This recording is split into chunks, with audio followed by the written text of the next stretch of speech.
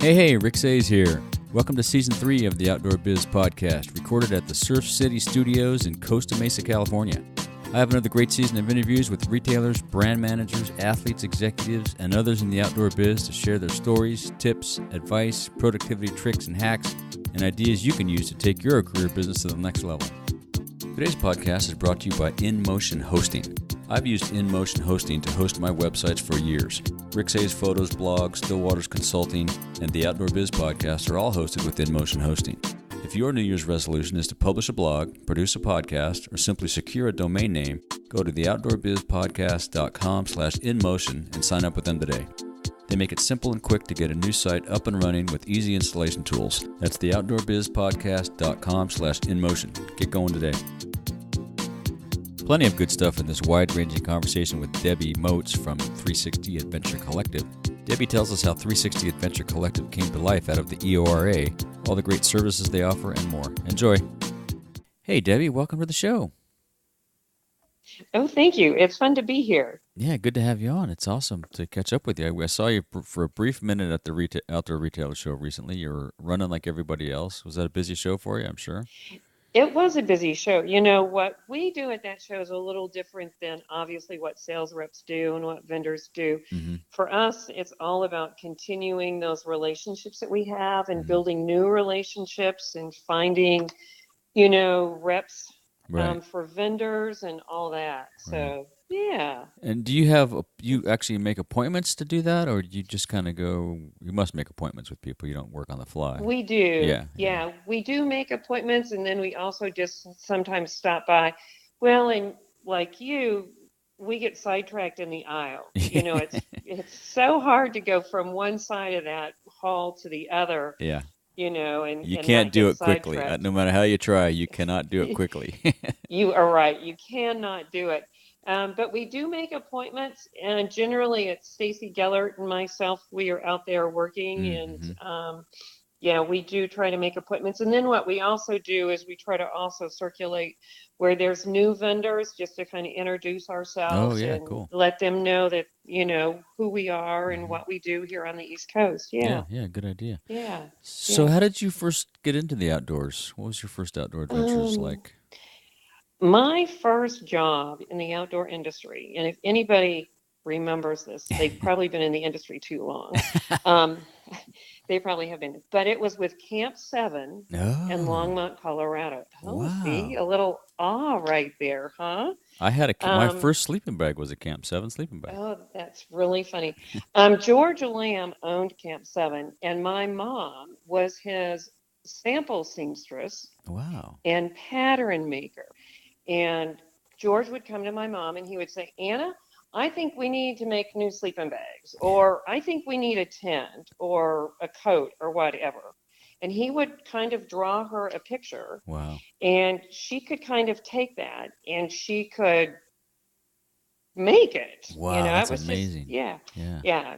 I am not that talented. I need a pattern. I need a recipe, all that sort of stuff. But and that's incredible. So were you an outdoor family? Did you guys hike and camp and stuff? We grew up, growing up in the high country of Colorado. Mm-hmm. It was just an early lifestyle. Nice. Yeah. It really was. Yeah. We were always outside.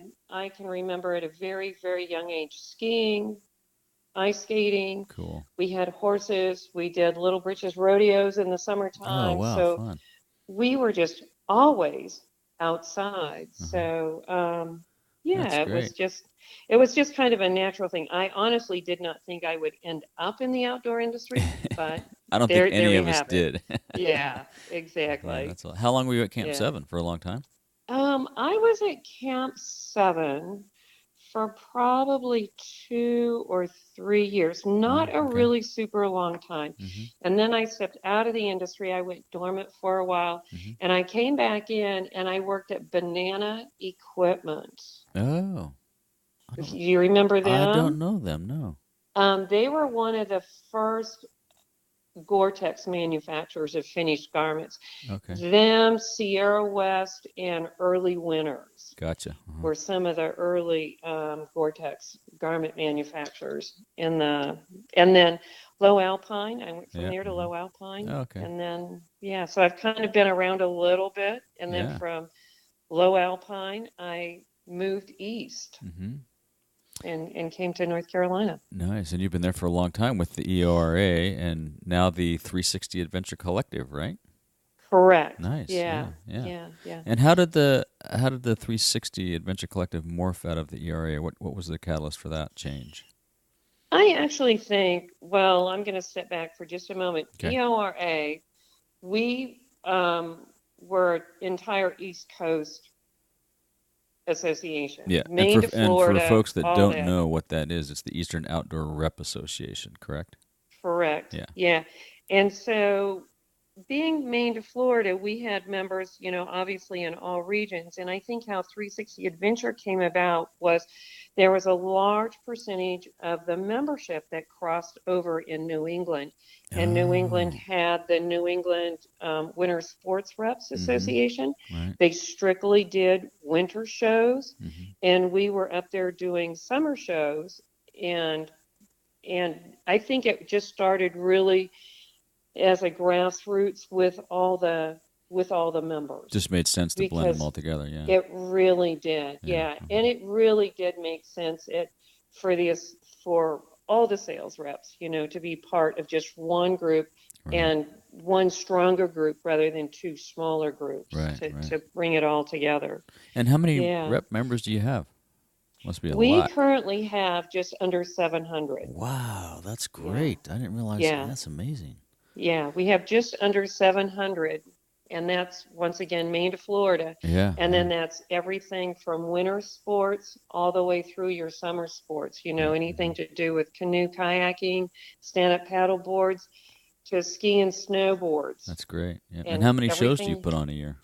Oh my gosh, we do 12 shows. Yeah, Wow. we do 12 shows a year, Yeah. and two on snow demos. Oh, wow. That's cool. Yeah, Interesting. yeah. And our shows are in New England, in the Mid-Atlantic, and the Southeast. So everything from Manchester, New Hampshire to Birmingham, Alabama. Wow. So you cover the whole East Coast, man. Yeah, That's a it big keeps us project. really, yeah, it keeps us really busy. We have a staff of, well, soon to be four. Yeah. Okay. We Yeah. have three full-time people and one part-time person. And Yeah. that's a lot of coordination. I mean, just to herd the reps into one place is a big job. Oh my God, it's like herding cats. Yep. Yeah. Yeah. Oh, it's hilarious. It's been really rewarding and fun, but Yeah. yeah, it's for sure. And then you have to navigate and negotiate with all those venues to put on the shows. Has that Oh been a challenge? yeah. Have those? Yeah. I'm assuming those have changed over the years. They have changed. Yeah, we are the first ones in to a facility and the last ones out. Mm-hmm.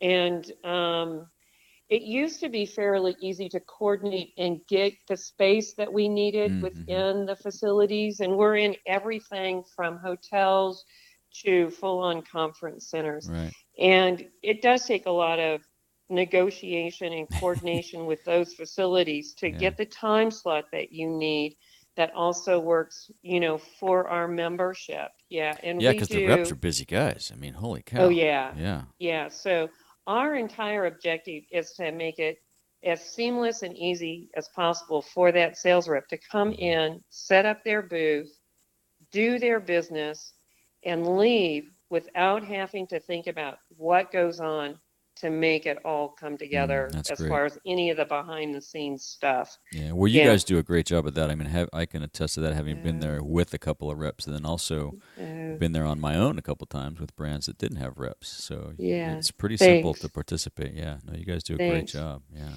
Yeah, thanks. Yeah. And Yeah. so so I know the EORA had regular membership meetings and things like that. Are you going to continue on that model? We will. Mm-hmm. What we do is, I'm going to back up for just a moment. We Okay. actually have a board of directors. We have 9 board members. So we have 3 from each region. So we are fully represented in all 3 regions, New England, Mid-Atlantic, and Southeast. And so with the shows being in all 3 regions, we have regional membership meetings. So we'll Okay. bring the members in during the trade show. Generally, And it varies from region to region of what works best. You have to Mm-hmm. be willing to adapt and adjust to each region. Right. But in some regions, we'll do a membership meeting after the first day, early evening. In some, it's early morning, Yeah. so yeah, it Yeah. just depends upon what works for that particular group of folks. Get it when you can. Yeah. What have been some of the challenges in Exactly. making that transition? Um, I think the transition from EORA to 360 Adventure, it was it was a it was a big job. I'll bet. Yeah, and I have to comment for just a moment.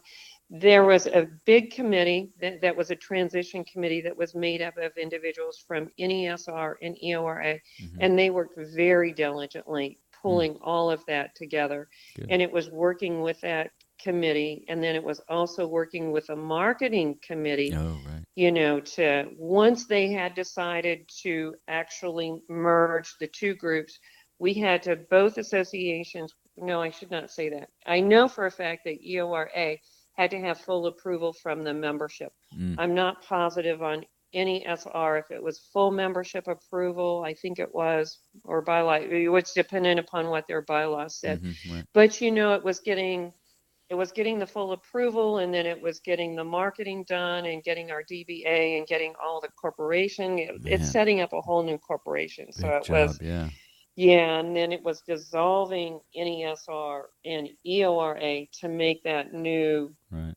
the new 360 Adventure Collective. So, Oof. and actually 360 Adventure Collective is our DBA. Our corporate name is Eastern Active Sports Reps. Oh, okay. But I do like the 360 Adventure Collective a whole lot better. Yeah. Yeah. That's cool. Yeah, Yeah. That kind of yeah, yeah, sounds cooler anyway. Yeah. yeah, yeah, And what about some of the big wins? It must be great to have everybody under one roof now, so to speak. yeah.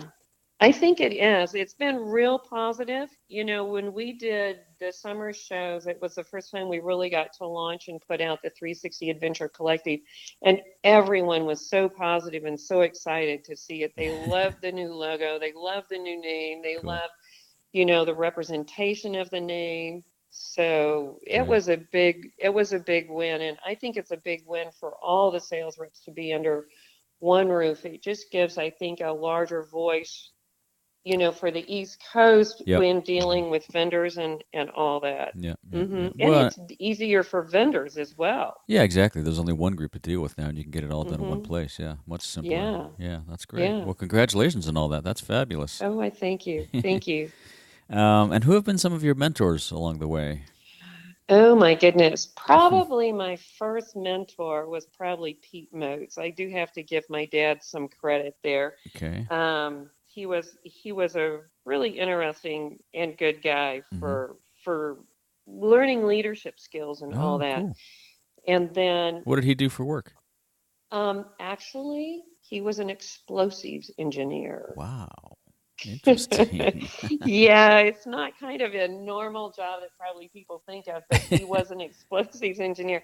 Huh. So he worked on a lot of water projects. He worked on the Eisenhower Tunnel, if you are Oh, yeah. familiar with Mm-hmm. with that. He Mm-hmm. was he was a lead guy on that project. Wow. So He must yeah, have and had, he I'll had bet it was fun for him.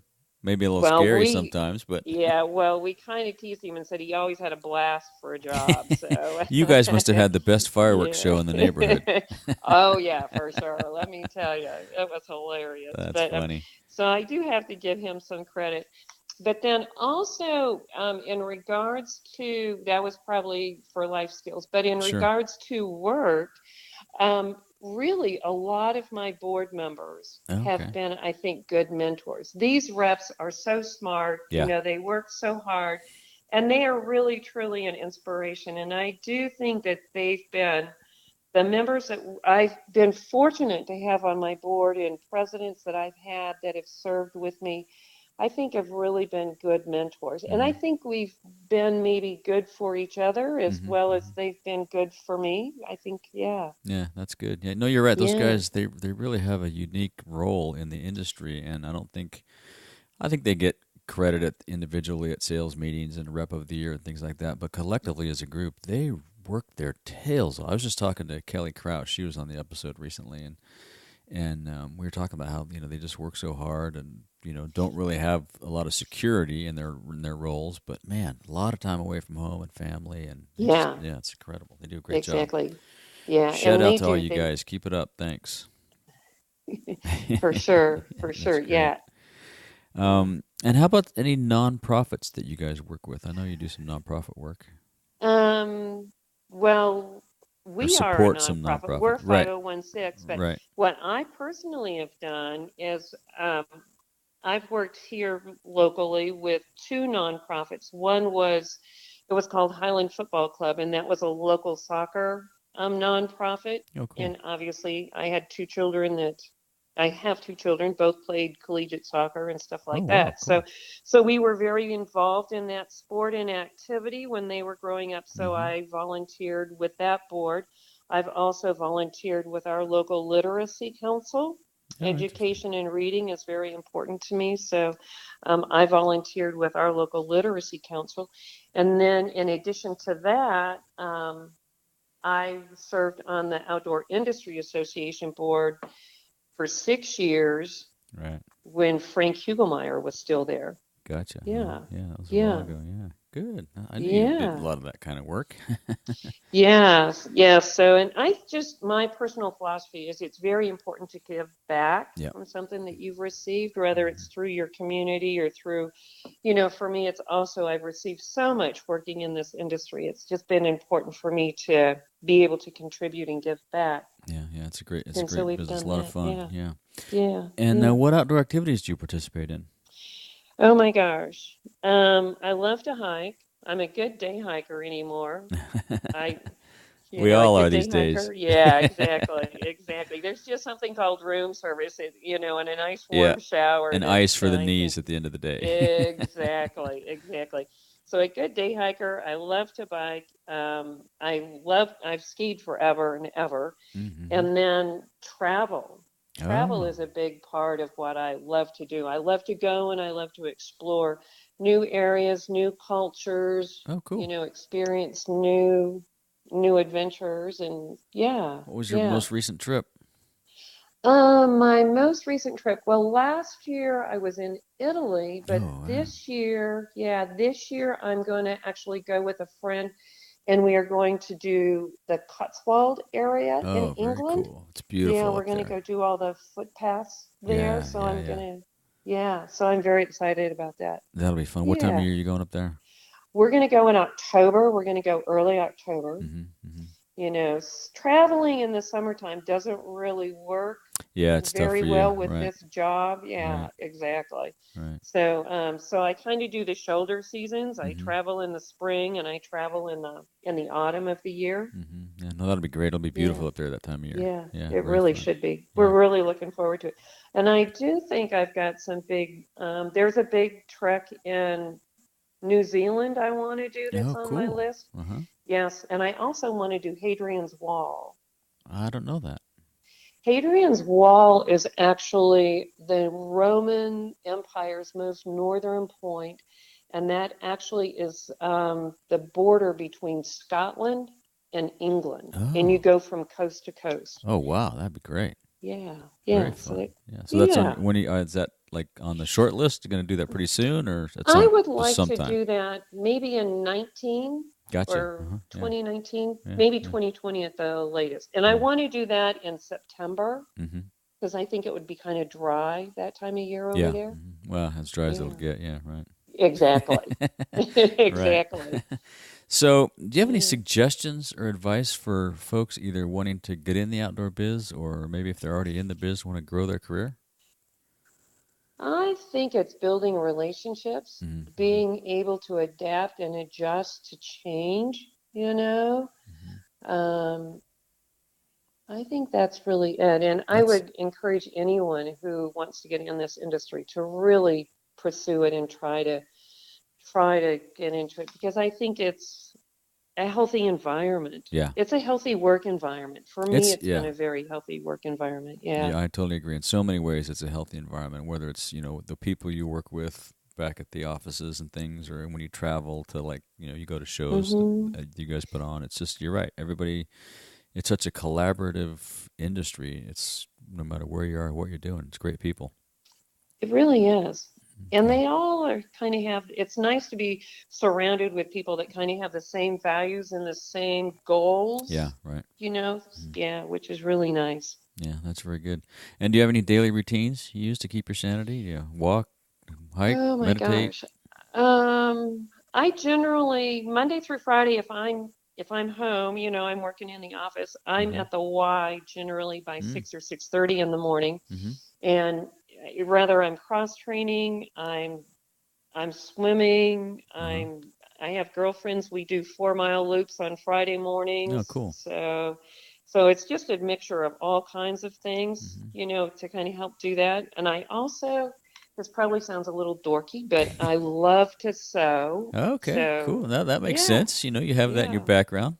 Yeah, Yeah. exactly. So I love to sew. So if I'm trying to make stuff for folks or, Cool. Yeah. whatever, Uh-huh. yeah, which Yeah. is kind of fun. Yeah, very fun. Yeah. So do you Yeah, make like little gifts and things, or what kind of stuff do you I make? do. Yeah. Well, I actually have three grandchildren, and the Okay. two, and I'm kind of known as the pajama grandma. Yeah, gotcha. Very cool. I love it. So, yeah, so they get pajamas for Christmas and birthdays, and that's a really fun thing to Oh, do. that's great. And then, yeah, and then I've made jackets and coats and shirts and aprons and all Hmm. kinds of fun stuff. Yeah, Yeah, I bet you can make some pretty yeah, technical stuff with your yeah. It's experience. been Yeah, fun. that's Yeah.